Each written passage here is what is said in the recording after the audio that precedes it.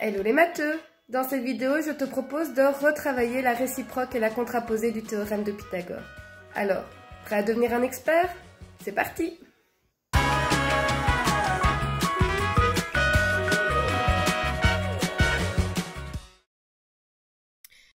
Et c'est parti pour la réciproque et la contraposée du théorème de Pythagore. Tout démarre d'une implication. Mais qu'est-ce qu'une implication? Nous avons un événement qui implique un autre événement. Nous avons donc une implication, quelque chose qui implique autre chose. Et le symbole mathématique qui signifie cela est une flèche, allant de l'événement de départ vers celui généré. Autrement dit, il s'agit d'un si, alors. Si j'ai ceci, alors j'ai cela. Un événement de départ qui entraîne une conséquence. Par exemple, s'il pleut, alors le sol est mouillé. Ou, si je suis un carré, alors je possède 4 angles droits. Chaque implication a sa propre réciproque et sa propre contraposée. Commençons avec la réciproque. Donc, notre implication, c'est un événement A qui implique un événement B. Ça, c'est notre base pour construire la réciproque et la contraposée. Prenons un exemple pour illustrer ce que c'est qu'une réciproque. Nous avions dit que s'il pleut, alors le sol est mouillé. Le fait de pleuvoir a pour conséquence que le sol est mouillé. La réciproque, elle, souhaite inverser le sens de la flèche. Nous nous demandons si l'événement B implique l'événement A. Autrement dit, si le fait que le sol soit mouillé implique le fait qu'il pleut. Donc, le sol est mouillé devient notre condition et le fait de pleuvoir devient notre conséquence. Si le sol est mouillé, alors il pleut. Ceci est faux. Prenons un exemple, si le sol est mouillé, j'ai peut-être renversé un seau d'eau. Donc cette réciproque n'est pas vraie. Autre exemple, l'implication que nous avions, c'était je suis un carré, si je suis un carré, alors je possède 4 angles droits. Je possède 4 angles droits devient l'événement de départ. Je suis un carré devient la conséquence. Et donc la réciproque est si je possède 4 angles droits, alors je suis un carré. Cette réciproque est également fausse. Si je possède 4 angles droits, je peux également être un rectangle. Autour de la contraposée. Nous partons toujours de l'implication de départ. L'événement A implique l'événement B. Ça, c'est toujours notre base. Comme la réciproque, nous cherchons à inverser le sens de la flèche, mais cette fois-ci avec une négation.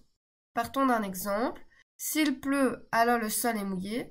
Le sol est mouillé va devenir notre événement de départ, mais en négatif. Donc, le sol n'est pas mouillé.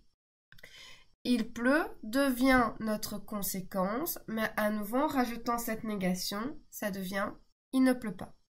Et donc, la contraposée, c'est le sol n'est pas mouillé. Si le sol n'est pas mouillé, alors il ne pleut pas, ce qui est vrai. Si le sol n'est pas mouillé, c'est pas possible qu'il pleut. Autre exemple, c'était si je suis un carré, alors je possède 4 angles droits. Je possède 4 angles droits devient notre événement de départ. En rajoutant la négation, je ne possède pas 4 angles droits. Et je suis un carré devient notre conséquence, mais avec la négation, je ne suis pas un carré. Et donc la contraposée, c'est si je ne possède pas 4 angles droits, alors je ne suis pas un carré. Et ça, c'est également vrai. Si nous récapitulons, nous avons l'implication qui est notre base, et une fois qu'on a une implication, on peut y construire une réciproque et une contraposée. L'implication, c'est un événement A qui implique un événement B, par exemple, il pleut, alors le sol est mouillé. La réciproque va permuter A et B, donc c'est plus A qui implique B, mais c'est B qui implique A. Donc, le sol est mouillé. Si le sol est mouillé, alors il pleut. La contraposée, c'est l'événement B qui ne se produit pas, qui implique l'événement A qui ne se produit pas non plus. Donc, le sol pas mouillé, alors il ne pleut pas. Si l'implication est vraie, la contraposée sera également vraie, dans tous les cas. Par contre, la réciproque, elle, peut être vraie, mais peut également être fausse. Ici, si le sol est mouillé, alors il pleut, c'est faux, puisque je peux avoir renversé un seau d'eau, par exemple. Mais quel est le rapport avec le théorème de Pythagore, vous allez me dire? Le théorème de Pythagore, c'est une implication. C'est si j'ai un triangle rectangle en B, par exemple, triangle ABC, rectangle en B, c'est AC qui devient mon hypoténuse. Donc si j'ai le rectangle ABC qui est rectangle en B, alors AC au carré est égal à AB carré plus BC carré. La réciproque va donc permuter les deux. L'égalité va impliquer que le triangle est rectangle en B. Donc j'ai un angle droit et j'ai une hypoténuse. La contraposée va rajouter une négation en les inversant. Le fait d'être égal, sa négation, ça va être ne pas être égal. Donc AC carré n'est pas égal à AB carré plus BC carré. Ce qui implique que le triangle ABC n'est pas rectangle. Donc j'ai un triangle où je n'ai pas d'angle droit et pour lequel je ne peux pas parler d'hypoténuse non plus. En résumé, du coup, à quoi sert la contraposée et la réciproque de Pythagore? La réciproque du théorème de Pythagore nous permet de prouver qu'un triangle est rectangle. La contraposée du théorème de Pythagore nous permet de prouver qu'un triangle n'est pas rectangle. Et pour ça, nous devons connaître les trois longueurs de ce triangle. Prenons un exemple. Voici le triangle TRS, dont les côtés mesurent respectivement 12, 9 et 15, et nous aimerions savoir si ce triangle-là est rectangle. Première chose, nous devons identifier la plus grande longueur qui est 15. Et nous allons vérifier si 15 au carré est égal à 9 au carré plus 12 au carré. Donc, est-ce que ST au carré est égal à SR au carré plus RS au carré? Vous voyez qu'il y a un point d'interrogation sur le égal. C'est normal, puisqu'on se pose justement la question de savoir si c'est égal. Donc, est-ce que 15 au carré est égal à 9 au carré plus 12 au carré? Est-ce que 225 est égal à 81 plus 144? Il ne reste plus qu'à additionner 81 avec 144 et nous trouvons 225. Et donc, à la fin, nous pouvons conclure que 225 est égal à 225. Petite remarque au niveau écriture, vous voyez que les égalités sont alignées. Ça, c'est la structure qu'on peut apporter dans le calcul. Donc, bien être attentive à ça. Comme c'est égal, ça veut dire que le triangle, il est rectangle. Et comme la plus grande longueur, c'était 15, ça signifie que ST est l'hypoténuse.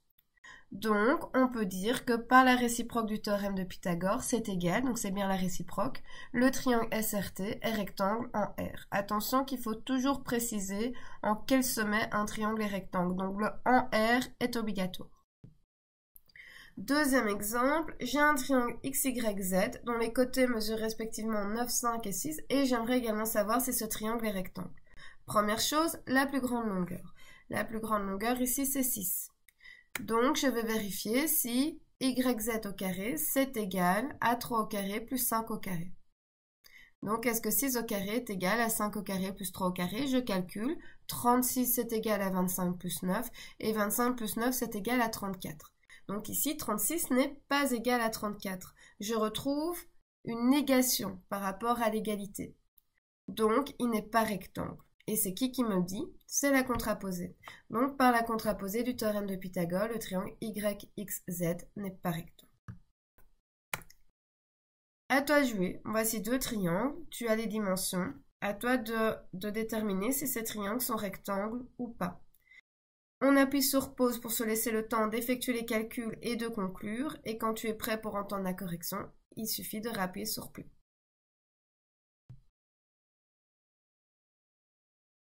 Alors, le triangle ABC, est-ce qu'il est rectangle? Déjà, la plus grande longueur, c'est 11. Donc, il faut vérifier si AC au carré, c'est égal à la somme des carrés des deux autres longueurs.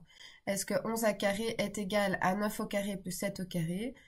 81 plus 49, ça fait 130. On arrive à une inégalité. 121 n'est pas égal à 130. Donc, par la contraposée du théorème de Pythagore, le triangle ABC n'est pas rectangle.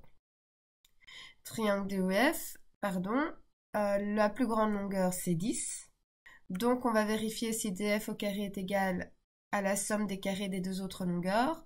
6 au carré plus 8 au carré, ça fait 36 plus 64 qui fait 100, et 10 au carré, ça fait 100 également. On arrive à une égalité. Comme c'est DF qui représente la plus grande longueur, ça veut dire que DF représente l'hypoténuse. Et donc, l'angle droit se trouve en E. On peut donc conclure que par la réciproque du théorème de Pythagore, le triangle DEF est rectangle en E. Et voilà, j'espère que cette vidéo t'aura aidé, n'hésite pas à le dire en commentaire. Quoi qu'il en soit, la règle d'or pour réussir en mathématiques reste toujours la même, faire régulièrement des exercices à la maison.